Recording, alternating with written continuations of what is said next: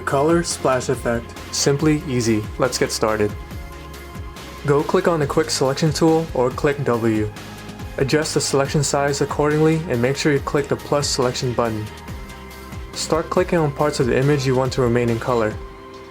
Pictures with clear color differences makes this process much easier.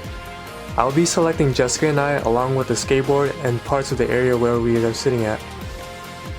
Every now and then, the selection tool will select parts you won't want used. Simply click the minus selection button and deselect the parts you don't want.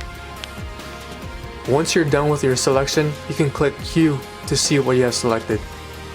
You can feather up the selection a bit if you want. Right-click the mouse and then choose Select Inverse. Go to Adjustments and click Black and White. And there you have it, guys. Be sure to check out my other videos and happy editing.